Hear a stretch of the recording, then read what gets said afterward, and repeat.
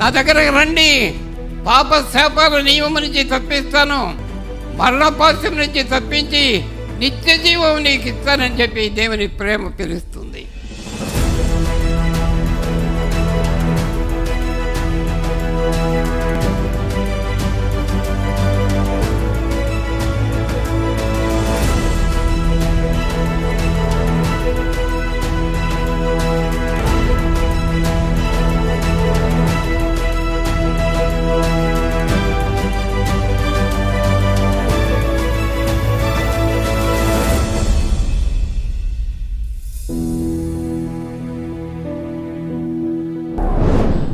Bible గ్రంథంలో వరాలకు ఎక్కువ importance ఇచ్చినప్పటికీ కూడా ఫలాలకు కూడా అదే తరుణంలో దేవుడు అవకాశం ఇచ్చాడు.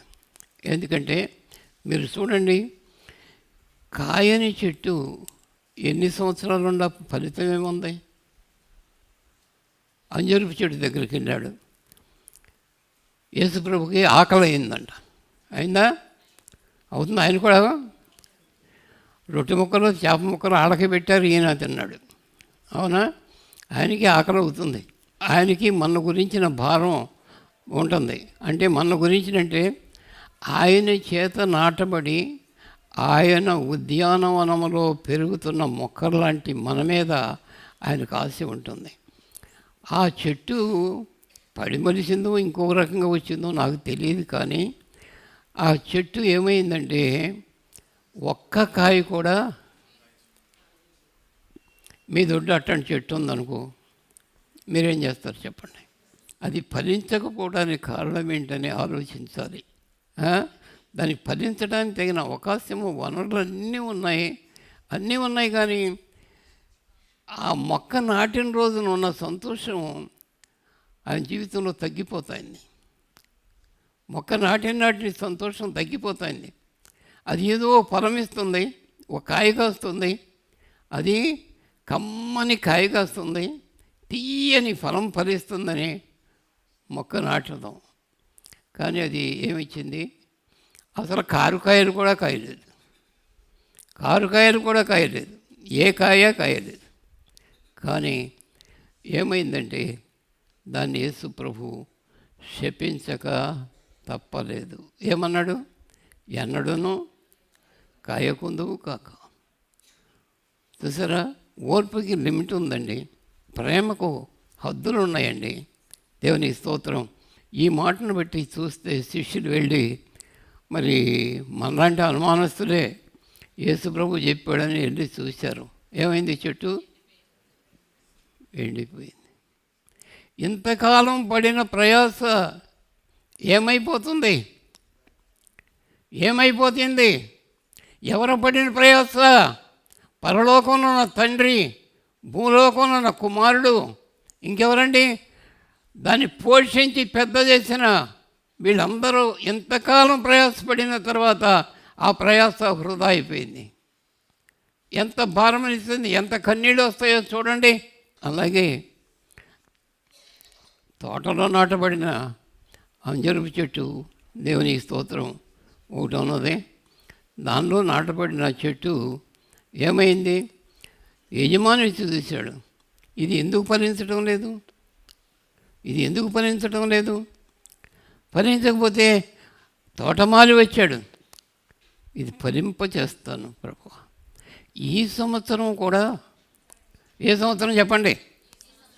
ఎన్ని సంవత్సరాల నుంచి అంటున్నాడు మన్నయ్య? చెప్పండి, ఆలోచించండి, మీరు ఆలోచించి చెప్పండి. ఎన్ని సంవత్సరాల నుంచి ఫలించకుండా ఉంటున్నారు చాలామంది? ఆత్మ సంబంధమైన ఫలం ఒక్కటి లేదు, ఆత్మ సంబంధమైన ఆరాధన లేదు, ఆత్మ సంబంధమైన భక్తి లేదు, ఆత్మ సంబంధమైన శక్తి, దేవుని శక్తి లేదు. ఈ ఆత్మ సంబంధమైన దేవుని శక్తి ఉన్నప్పుడు, దేవుని భక్తి ఉన్నప్పుడు ఏ కార్యమైనా సరే సఫలము చేస్తాడు దేవుడు. దేవుని స్తోత్రం. అందుకనే దేవుని స్తోత్రం, అది ఫలించలేదు. తోటమాలి వచ్చి తొలగించు యజమాని తొలగించు అన్నా సరే బతిమాలుతున్నాడు. ఆ తోటమాలి మన యేసు ప్రభువే. అవునా? మరి కాయం చెట్లు ఎవరంటారు? ఎన్ని సంవత్సరాలు విన్నా సరే దేవునికి స్తోత్రం. ఏదో మనాడు సామెత చెబుతారు, చెవిటివాడి చెవులో శంఖం ఊదినట్టే. అంతే, చెవిటివాడి చెందులో చాలామంది విన్నట్టు ఉంటారు కానీ గ్రహించరు. చాలామంది గ్రహిస్తారు కానీ గ్రహించిన దాన్ని అనుసరించి జీవించరు. వినాలి, వినాలి, గ్రహించాలి, వినదాని ప్రకారం, నేర్చుకున్న దాని ప్రకారం జీవించాలి. జీవించే మన జీవితంలో ఒక మంచి ఫలం ఫలించడానికి అవకాశం కలుగుతుందని లేఖనం చెబుతుంది. అందుకనే ప్రియ దేవుని పిల్లలారా, దేవునికి స్తోత్రం. దేవుడు ఎప్పుడు కూడా మంచి కార్యం కొరకు ఎదురు చూస్తాడు. ఆయన ఎప్పుడు కూడా మంచి చేసేవాడు కానీ చెడు చేసేవాడు కాదు. దాన్ని బట్టి ఏంటంటే ఈ ఫలములు అనేవి మనం ఆలోచించి చూసినట్టయితే మొదటి ఫలం పేరు అందరికీ తెలుసండి, అది ప్రేమ. ఏ ప్రేమ? ఆమేన్. లోకంలో దొరకని ప్రేమ, లోకంలో మొన్న మనుషుల దగ్గర నుంచి వచ్చిన ప్రేమ కాదు, పరలోకములో ఉన్న దేవుని దగ్గర ఉన్న ప్రేమ. అది ఏ ప్రేమ? అగాపే ప్రేమ. అది దేవుని ప్రేమ, అది దేవుని ప్రేమ. ఆ ఫలం ఫలించడం కోసం, మన జీవితాల కోసం దేవుడు ఎన్ని ఏర్పాట్లు జరిగించాడో, ఎంత మంచి ఉద్దేశంతో ప్రతి ఏర్పాటును జరిగించాడో చూడండి. ఎందుకంటే యేసు ప్రభువు మరి ఒక మాట చెప్పాడు. మార్కు సువార్తలో 7వ అధ్యాయంలో 21వ వచనం దగ్గర నుంచి చదవండి. నరహత్యలను, వ్యభిచారములను, లోభములను, చెడుతనములను, కృత్రిమమును, కామ వికారమును, ఆశ్చర్యమును, దేవదూషణయు, మహాంభావమును, అవివేకమును వచ్చును. ఆమేన్. ఇవన్నీ గుంటనక్కలన్నీ లోపల దాగి ఉన్నాయి. లోపలంటే ఎక్కడ చెప్పండి? మనుషుల హృదయం దానికి నివాస స్థలంగా చేసుకున్నారు. ఎందుకంటే దేవుడు మనుషులను యథార్థవంతులుగా సృష్టించాడు. ఎలా సృష్టించాడు? ఆకాశం నుంచి దేవుడు భూలోకం వైపు తొంగి చూశాడంట. ప్రజలు బొత్తిగా చెడిపోయారట. కారణం ఏమిటంటే ఆనాడు జరిగినటువంటి ఏదేను తోటలో జరిగినటువంటి సంభవం ఏమిటంటే, ఇది నిజమా, ఇది నిజమా, ఎంత మంచి దాన్నైనా సరే, ఎంత శ్రేష్టమైన దాన్నైనా సరే, ఇది నిజమా అని అనుమానం తీసుకుని వస్తే వెంటనే అనుమానం వచ్చేస్తుంది. జీవితంలో ఎన్నో రకాలైన అనుమానాలు వస్తాయి. అనుమానాలు వచ్చినప్పుడు అనుమానాలకు ధీటుగా ఆన్సర్ చేయాలంటే దేవుని వాక్యం మనకి బాగా తెలిసి ఉండాలి. అలాగే ఆ ఒక్క మాటతో సరిపెట్టుకోకుండా అవకాశం ఇచ్చారు. భార్యాభర్తలు ఇద్దరు అవకాశం ఇచ్చి మొట్టమొదటి ఏం చేసింది? ఆవిడే తింది. ఆవిడ తిన్న ఎవరికి ఇచ్చింది? అదేమంటే ఎందుకు తిన్నావంటే ఏమన్నారు? నువ్వు నాకు ఇచ్చినా ఈవిడే చేసింది. అంతే, ఒకడి మీద ఒకడు నేరం మోపుకోవడం, తప్పు చేయటం అలవాటు అయిపోయింది. దేవునికి స్తోత్రం. అప్పుడు ఆ హృదయము దేవుని కోసం తప్ప ఎవరి కోసం తెరవబడకూడదు. కానీ ఈ మాటకు నమ్మి ఆమె హృదయం తెరిచింది. ఆ హృదయం తెరిచినప్పుడు ఆ దీపం ఆరిపోయింది. దీపం ఆరిపోయింది. ఒక మనుషుడు ఉన్నాడు యోహాను సువార్తలో. ఆ మనుషుడు లోకంలోకి వచ్చి ప్రతి మనిషిని వెలిగిస్తున్నాడు.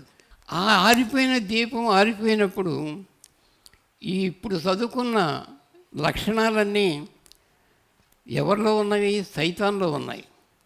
ఎవరిలో ఉన్నాయి? సైతాన్లో ఉన్నాయి. దేవునికి స్తోత్రం. ఇవన్నీ కూడా లోపల పెట్టేసుకుని మూత పెట్టేశాడు సైతాన్. అప్పటి నుంచి ప్రతి మనుష్యుడు పాపదాస్యమునకు లోనైపోయి, శాపమునకు లోనైపోయి, పాపము నుంచి విడుదల పొందకుండా శాపగ్రస్తమైన జీవితంలోనే వెళ్ళిపోతున్నారు. అందుకని యేసు ప్రభు ఈ విషయాన్ని ప్రస్తావించారు. ఎన్నున్నాయో తెలుసా లోపల?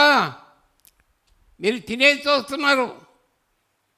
అసలు లోపల దాగి ఉన్నటువంటి గుంట నక్కలు ఎన్నున్నాయో తెలుసా? మనిషిని జీవితాన్ని పాడు చేసి నిత్య జీవములో నుంచి నిత్య నరకాన్ని పడవేసి నరకములో ఒక మూల పడదోసి సంతోషించే ఈ గుంట నక్కలవి ఎన్ని? ఈ 13 14 అండి? 13 ఉన్నాయి, అవునా? అయితే ఇంకొక మాట చదువుతాం మనం. రోమపత్రిక 5వ అధ్యాయము 5వ వచనం చదవండి. ఎందుకనగా ఈ నిరీక్షణ మనలను సిగ్గుపరచదు, మనకు అనుగ్రహింపబడిన పరిశుద్ధాత్మ ద్వారా దేవుని ప్రేమ మన హృదయములలో కుమ్మరింపబడి ఉన్నది. అక్కడాగండి. మనకు అనుగ్రహించబడిన పరిశుద్ధాత్మ ద్వారా దేవుని ప్రేమ ఎప్పుడు కుమ్మరించబడింది చెప్పండి? విశ్వసించినప్పుడు.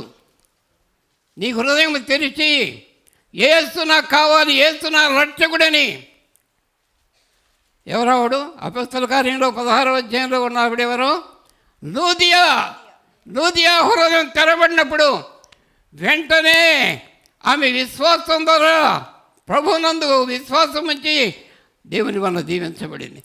ఎప్పుడు నీ హృదయం తెరవబడిందో అప్పుడు తెరవబడిన హృదయంలో ఉన్న ఎన్ని? 13 14 మార్కు సువార్తలో ఇవన్నీ ఏమైనాయి చెప్పండి?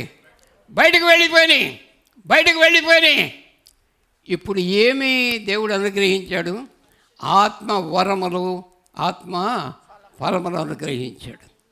ఆత్మ వరములు. అందుకనే మన హృదయంలో రెండవ దానికి దేవుని వాక్యానికి భిన్నమైనది మనస్సు ఎవరైనా కలుగజేస్తే, దేవుని వాక్యానికి విరోధమైన సంగతులు ఎక్కడైనా మీకు వినపడినట్టయితే వాళ్ళకు సరైన సమాధానం చెప్పవలసిన అవసరం లేదు, దేవుడు చూసుకుంటాడు. సరైన సమాధానం చెప్పవలసిన అవసరం లేదు. అందుకని ఇవన్నీ బయటికి వెళ్ళిపోయినాయి. దాని గురించి పౌలు గారు ఏం ప్రస్తావించాడో కొరింథీ పెద్దలకు తెలుసా? పాతవని గతించిపోయినాయి. ఏం చెప్పాడు? పాతవని గతించిపోయినాయి, వెళ్ళిపోయినాయి. ఆ బావి వెళ్ళవేస్తాం. బావి వెళ్ళవేయటం మీకు తెలుసా? వాటర్ ట్యాంకర్లో నీళ్లు ఆడుకోవడం తెలుసు, మనకేం తెలుసు? నా చిన్నప్పుడు దేవునికి స్తోత్రం ఎన్నో సంగతులు నాకు జ్ఞాపకం వస్తూ ఉంటాయి. మా అమ్మమ్మ గారు ఊళ్ళో వెళ్ళేవాడిని. వెళ్తే ఇవాళ నీళ్ళు రావు అని చెప్తున్నారు. ఎందుకని రావంటే ఆ బావి వెళ్ళవేస్తున్నారంట. అంటే మురికంతా తీసేసి మళ్ళీ చక్కగా జీవజల దారాలు వచ్చేటట్టుగా చేస్తున్నారంట. మన భాష అది చేస్తున్నారంట. అందుకని ఏంటంటే దేవునికి స్తోత్రం, ఆ బావి ఏమైపోయింది? పాత స్వభావం ఏమైంది? చెప్పండి, గట్టిగా చెప్పండి. పాతది. పౌలు గారు చెప్పాడు, ఆ మాట చెప్పండి. పాతది గతించిపోయాను. కానీ ఎక్కడో గుంట నక్కలు దాగి ఉంటాయి. జాగ్రత్త. ఎప్పుడైనా నీ హృదయం అనవసరమైన వాటి కోసం నీ హృదయం తెరిచి అనవసరమైన వాటి మీద నీ కాంక్ష పెరిగితే ఆ గుంట నక్క నీలోకి వచ్చేస్తుంది. అందుకని ఇప్పుడు ఏం చేశాడు ఆయన? మన హృదయంలో చదువు మా మాట మరొకసారి చెప్పు. ఎందుకనగా ఈ నిరీక్షణ మనలను సిగ్గుపరచదు, మనకు అనుగ్రహింపబడిన పరిశుద్ధాత్మ ద్వారా దేవుని ప్రేమ. ఏ ప్రేమ అండి చెప్పండి? మనుషుల ప్రేమ కాదు, దేవుడు చూపించిన ప్రేమ. దేవుని ప్రేమ మన హృదయంలో కృమ్మరింపబడి ఉన్నది. రుచి చూపించాడో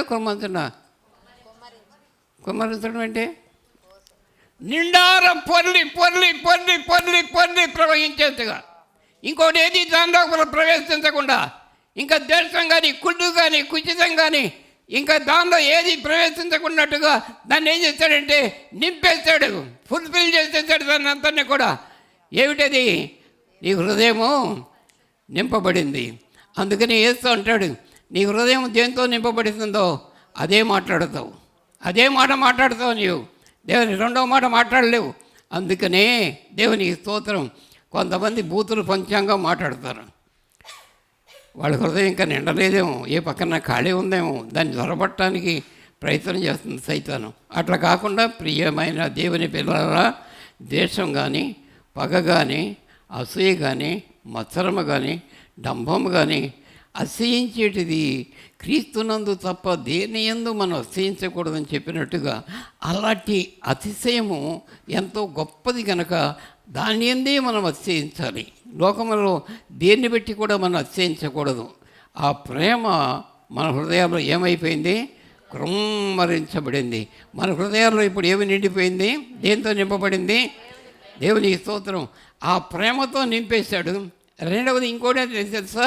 ఆ హృదయం శుద్ధి కలిగిన హృదయం కనుక ఆయన ఆత్మను పంపించాడు.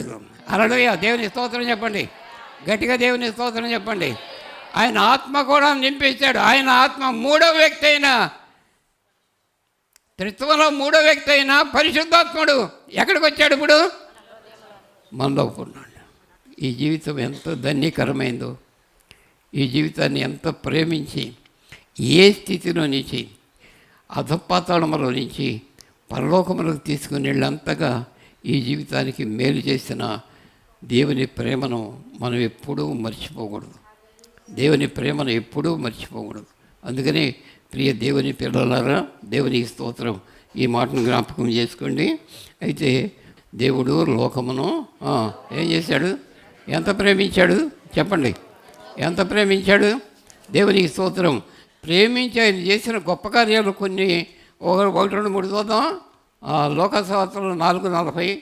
సూర్యుడు అస్తమించుచుండగా నానావిధ రోగముల చేత పీడింపబడుచున్నవారు. నానా విధములైన రోగముల చేత. దేని చేతండి? చూసారా ఏమైపోయింది? అకావికలైన జీవితము, అన్నిటినీ నష్టపోయిన జీవితము, నిరాశమైపోయిన జీవితము. రెండవది ఏంటంటే కొన్ని వ్యాధులకు స్వస్థత ఉంటుంది, కొన్ని వ్యాధులకు దేవునికి స్తోత్రము అవకాశం ఉంటుంది, కానీ కొన్నిటికి మాత్రము అవకాశం లేదు. ఎవరి వల్ల స్వస్థత రాదు, దేని వల్ల స్వస్థత రాదు. ఇక్కడికి వచ్చిన ప్రజలందరూ ఎలాంటి వాళ్ళు? ఆ మాట చదువమ్మా. నానావిధ రోగముల చేత పీడింపబడుచున్నవారు. ఎన్ని రోగాలు పీడించబడుతున్నవారు ఎవరెవరి యొద్ద నుండిరో వారందరూ ఆ రోగులను ఆయన యొద్దకు తీసుకొని వచ్చిరి. ఆమేన్. హల్లెలూయా. దేవుని ప్రేమ పిలుస్తుంది. ఒకటేమిటి? పాపులను పిలుస్తుంది. ఏమని పిలుస్తుంది? నా దగ్గరకు రండి, పాప శాపాల నియమం నుంచి తప్పిస్తాను, మరణపాశం నుంచి తప్పించి నిత్య జీవం నీకు ఇస్తానని చెప్పి దేవుని ప్రేమ పిలుస్తుంది. ఆ ప్రేమలో, పిలిచిన ప్రేమలో ఒక భాగం ఏంటో తెలుసా? రోగులను స్వస్థపరచడం. ఎంతమందిని తీసుకుని వెళ్ళారు చెప్పండి? ఎంతమంది స్వస్థత పొందారు? అప్పుడు ఆయన వారిలో ప్రతి వాని మీద చేతులుంచి. ఆమేన్. యేసు ఎంత ప్రేమించాడో చూసారా? ఎవరిని ప్రేమించాడు? పాపిని ప్రేమించాడు, రోగిని ప్రేమించాడు. దేవునికి స్తోత్రం. పాప శాపాల నియమం నుంచి విడుదల చేయడం మాత్రమే కాదు, ప్రేమించి తను ఏం చేశాడంటే తన చేతులు ఎవరి మీద ఉంచాడు? ప్రతి వాని మీద. హల్లెలూయా, హల్లెలూయా, హల్లెలూయా. అందుకని దాని దగ్గరకు వచ్చిన వారిని అందరినీ స్వస్థపరిచి పంపించాడు. ఎంత అద్భుతమండి. ఒక కుష్ఠరోగి వచ్చాడు. దేవుని స్తోత్రం. ఒక కుష్ఠరోగి వచ్చాడు. ఆ కుష్ఠరోగి ఏడు చూద్దాం. దేవుని స్తోత్రం. కుష్ఠరోగి ఏడు మార్కు సువార్త 8వ అధ్యాయం 8 చదువుదాం. వారు భోజనం చేసి తృప్తి పొందిన మీదట మిగిలిన ముక్కలు 7 గంపల నిండా ఎత్తిరి. ఆకలి కొన్నారు ప్రజలు. ఆయన దగ్గరకు వచ్చారు. ఆయన ఏ మేలు కొదవ కాకుండా చేశాడు. రోగులు స్వస్థపరచడం మాత్రమే కాదు, ఆకలి కొన్నారు ప్రజలు. ఆకలి కొని ఆయన దగ్గరకు వచ్చారు. ఆకలి కొని ఆయన దగ్గరకు వచ్చినప్పుడు ఆయన ఏం చేశాడు? చెప్పమ్మా, చదువు. వారు భోజనము చేసి తృప్తి పొందిన మీదట. నీ అవసరాలు, దేవుని ప్రేమ ఈ లోకంలో దిగి వచ్చింది. నువ్వు కృంగిపోవాల్సిన అవసరం లేదు. నీకు అవసరానికి మించిన సహాయం చేయడానికి దేవుడు నిన్ను ప్రేరేపిస్తున్నాడు. ఆ విశ్వాసాన్ని మనం కనపడితే దేవునికి స్తోత్రం. అవసరానికి మించినటువంటి ప్రేమను దేవునికి స్తోత్రం కార్యం దేవుడు చేయటానికి సిద్ధంగా ఉన్నాడు. చెప్పమ్మా. మిగిలిన ముక్కలు 7 గంపల నిండా ఎత్తిరి. భోజనము చేసిన వారు ఇంచుమించు 4,000 మంది. వారిని పంపివేసిన వెంటనే ఆయన తన శిష్యులతో కూడా దోణి ఎక్కి ఆ, దల్మనూతా ప్రాంతములకు వచ్చెను. ఆమేన్. దేవునికి స్తోత్రం. ఎంత భోజనం పెట్టాడండి? హాఫ్ భోజనమా, ఫుల్ భోజనమా? చెప్పండి. వారు తినగా మిగిలిన మొక్కలను ఎన్ని గంపలు ఎత్తారు? 7 గంపలు. 7 గంపలు ఎత్తారు. దేవునికి స్తోత్రం. అంటే లేఖనం ఏం చెబుతుందంటే దేవుడు నిన్ను ప్రేమిస్తున్నాడు. ఊరికే ప్రేమించడం కాదు, నిన్ను పాపదాస్యం నుంచి విడిపించడానికి, నీకు కలిగిన ప్రతికూలతను అనుకూలతగా మార్చడానికి, నీ పట్ల ఒక ఆశ్చర్యకార్యం చేయడానికి దేవుడు నీ ముందుకు వచ్చాడు. హల్లెలూయా. నీవు కూడా వెళ్ళి హృదయపూర్వకంగా ఆయన దగ్గర అడిగినట్లయితే దేవుడు నిన్ను దీవిస్తాడు. అవునా? ఈ మొక్కలు, ఎత్తిన మొక్కలు ఏం చేశారు? ఎవరికి ఇవ్వాలి? న్యాయం చెప్పండి మీరు. ఎవరికి ఇవ్వాలి ఆ గంపలు? చేపలు రొట్టెలు ఇచ్చిన పిల్లవాడు ఉన్నాడు చూడండి, వాడికే ఇవ్వాలి. ఒకవేళ ఏదైనా దేవుని చేతిలో పెడితే, నీవు ఏదైనా దేవుడు నీకు అనుగ్రహిస్తే, దేవుడు ఎప్పుడు కూడా రుణస్థుడు కాడు. దేవుడు నీకు కావలసిన దాన్ని అనేక రెట్లు, నువ్వు చేసిన దానికంటే, నువ్వు ఇచ్చిన దానికంటే అనేక రెట్లు దేవుడు ఇవ్వగలడు. దేవునికి స్తోత్రం. అందుచేత ప్రియ దేవుని బిడ్డలారా, దేవునికి స్తోత్రం. దేవుడు ఎందుకు రమ్మంటున్నాడు? ఈ దశంభాగాలను గురించి ఎందుకు ప్రేమించి ఎందుకు చెబుతున్నాడో తెలుసా? మీరు చేసి మీ గుప్పిని వేరు, నా గుప్పినేది? మలాఖీ ప్రవచనం చెప్పాడు. ఆయన గుప్పినేది చెప్పండి. ఆకాశ వాకెళ్ళు నా గుప్పిని. దేవునికి స్తోత్రం. పట్టచాలన్నటువంటి దీవెనలను నేను మీకు ఇస్తానంటున్నాడు. అందుచేత దేవునికి స్తోత్రం. దేవుడు మనల్ని ప్రేమించి ఏం చేశాడు? అనేక మంది ఆకలిని ఏం చేశాడు? తీర్చాడు. అందుకని ప్రేమ యొక్క లక్షణాలను కూడా మనం కొన్ని లక్షణాలను చూద్దామా? దేవునికి స్తోత్రం. ఆ కొరింథీ పత్రిక 13వ అధ్యాయంలో మొదటి వచ్చిన దగ్గర నుంచి, మనుషుల భాషలతోనూ దేవదూతల భాషలతోనూ నేను మాటలాడినను, ప్రేమ లేని వాడనైతే మ్రోగెడు కంచును. ఏ ప్రేమ? రోమాపత్రిక 8వ అధ్యాయంలో ఉంది. ఇందా చదివాం కదా. 5వ అధ్యాయంలో ఏ ప్రేమ కనుమరించాడు? ఏ ప్రేమ? దేవుని ప్రేమ మన హృదయంలో కనుమరించాడు. దేవుని ప్రేమ మన హృదయంలో కృమ్మరించాడు. ఆ కృమ్మరించబడిన ప్రేమ మన హృదయంలో ఉంటే, అది లేకుండా, ప్రేమ లేకుండా మనుషుల భాషలోనూ చెప్పండి. ప్రేమ లేని వాడనైతే మ్రోగెడు కంచును, గణగడలాడు తాళమునై ఉందును. ఊరికే వచ్చి డబ్బా మోతాయి కానీ దాంట్లో సరుకు లేదు అసలు. ఆ ప్రేమ లేకపోతే ఎన్ని కృపావరాలున్నా ప్రయోజనం లేదు.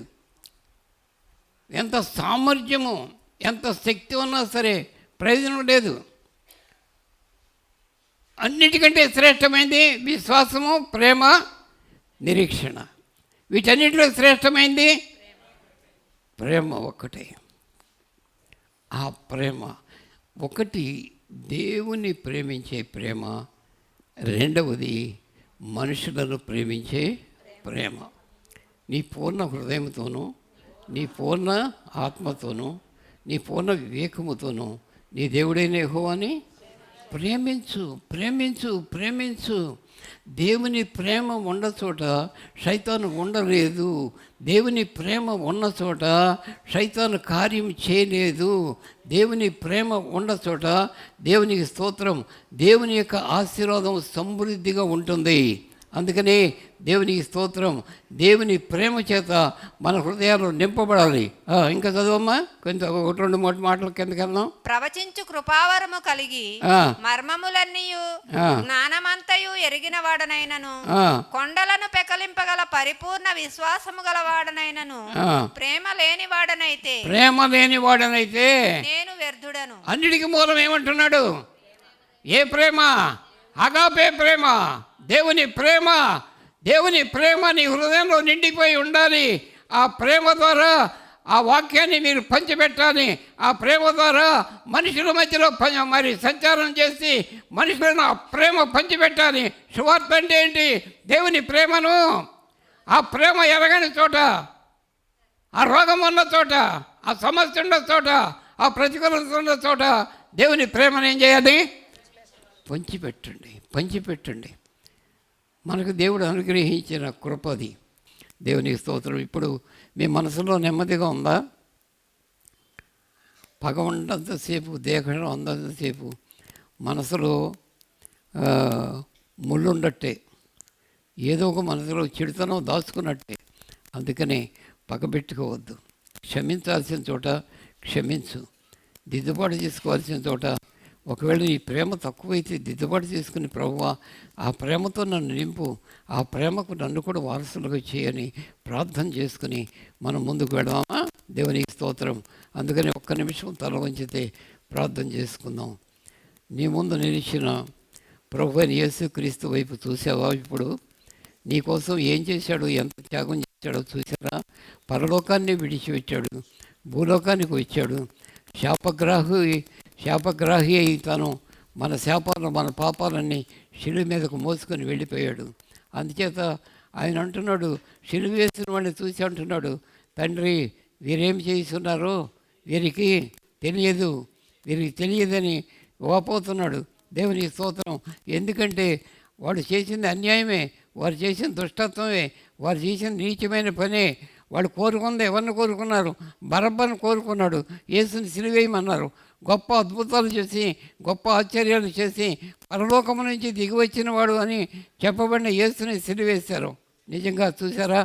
అట్టి సమయంలో యేసు అన్నాడు, ఎవ్వరూ నా వలన నరకానికి వెళ్ళటం లేదు. తండ్రి వీడిని క్షమిస్తున్నాను, నేను క్షమిస్తున్నాను. తండ్రి మీరు కూడా క్షమించాలి, దీనివలన వీరందరూ నరకానికి వెళ్ళకూడదు అని వేడుకున్నాడు కదా. అలాగే ప్రియ దేవుని పిల్లలారా, దేవుని ప్రేమను మనం గుర్తెరిగిన మన జీవితంలో ఆ ప్రేమకు మనం వారసులము కనుక, ఆ ప్రేమను పొంది ఉన్నాము కనుక, ఎక్కడ ఆ ప్రేమ లేని స్థలం ఎక్కడుందో, ఆ కఠిన హృదయాలు ఎక్కడున్నాయో, ఆ మారుమనసు పొందని హృదయాలు ఎక్కడ ఉన్నాయో, నీ మీద వాళ్ళు నేరం మోపినా, నీ మీద రాళ్ళు వేసినా, నీ పేరు చెడ్డదని కొట్టివేసినా సరే, వారిని నువ్వు శత్రువుగా ఎంచొద్దు, నీ స్నేహితుడిగానే ఎంచుకో. దేవునికి స్తోత్రం. అట్టి ప్రత్యేకమైన ఉద్దేశంతో మనం ముందుకు సాగినట్టయితే ఈ సంఘమును దేవుడు రెట్టింపు ఆశీర్వాదంతో నింపబోతున్నాడు. నీ కుటుంబాన్ని కూడా రెట్టింపు దీవెనతో నిన్ను నింపబోతున్నాడు. హల్లెలూయా. నీ ఉద్దేశాలు మంచి, నీ కార్యాలు మంచివి అయితే సాతాను ఏం చేస్తాడు? శాపం నీ ఇంటికి ఎందుకు వస్తుంది? పాపం నీ ఇంటికి మీద ఎందుకు పరిపాలన చేస్తుంది? దేవుని స్తోత్రం. అందుచేత ప్రియ దేవుని పిల్లలారా, మన ఉద్దేశాలన్నీ మంచి ఉద్దేశాలు. ఈ పేదలకు మేలు చేద్దాం, విరిగిన మనసుతో పశ్చాత్తాపంతో ముందుకు సాగుదాం. దేవుడి వాక్యమును దీవించుగాక. ఆమేన్, ఆమేన్, ఆమేన్.